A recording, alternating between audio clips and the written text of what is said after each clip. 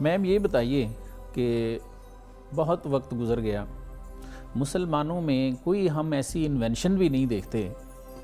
تو ایک تو آپ فرما رہی تھی کہ ویسٹ ہمارے خلاف کیا کرتا ہے کہ جو ہمارے سائنسدان ہوتے ہیں، ایون آپ نے وہ فلم ڈائریکٹرز کا ذکر کیا، وہ ان کو بھی نہیں چھوڑتے، اس میں کوئی شک نہیں ہے.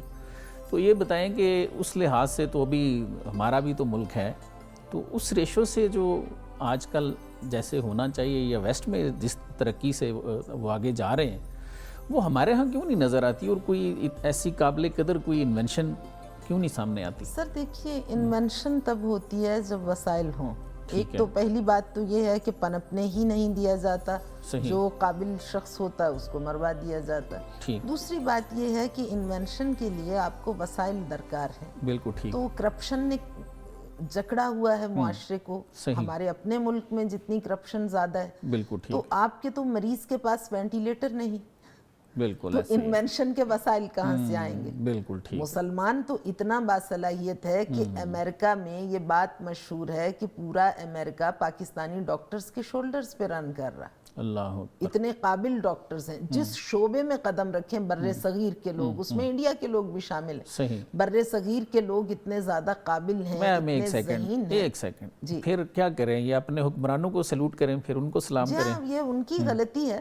اور حکمرانوں کے بارے میں بھی آقا نامدار سرکار رسالت مآب صلی اللہ علیہ وآلہ وسلم کی حدیث ہے، سیاتی علی امتی زمان، میری امت پر ایک زمانہ ایسا آئے گا کہ یفرون، لوگ بھاگیں گے علماء سے اس طرح جیسے بھیڑیں بھیڑیے سے بھاگتی ہیں. تو اس طرح اب جب علماء حق سے، دردمند علماء سے، حق پرست راست گو افراد سے، اہل علم شخصیات سے جو اسلام کی دردمند ہیں، جب ان سے ناطہ توڑ لیا جائے تو پھر اس کے نتائج یہی نکلتے ہیں. کیونکہ حکومتوں میں بھی تو وہی افراد آتے ہیں نا جو ہم ہی میں سے ہیں. تو اگر تربیت اچھی ہو، قرآن و حدیث کی روشنی میں ہو، سرکار مدینہ صلی اللہ علیہ وآلہ وسلم کے تعلیمات پر عمل کرنے والا معاشرہ ہو، تو پھر رفتہ رفتہ حکومتوں میں بھی تبدیلی آ جائے. لیکن چونکہ ان تعلیمات سے ہم نے اپنا ناطہ توڑ لیا ہے، بے مصطفیٰ رسان، بے مصطفیٰ بے رسان خیش را کہ دین ہمیں اوست.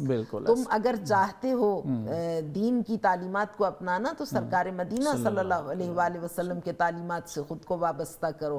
اور اگر ان سے دور ہو گئے تو تمام بولاہبیس، پھر تو کوئی فائدہ ہی نہیں ہے. تو اس لیے ہمیں اگر ایجادات کرنی ہیں، اگر ہمیں علمی میدان میں آگے بڑھنا ہے، ہمیں سائنس، ٹیکنالوجی، ترقی و ارتقاء کے مراحل کو طے کرنا ہے، تو اس کے لیے لازم یہ ہے کہ معاشرے سے پہلے کرپشن کو ختم کیا جائے.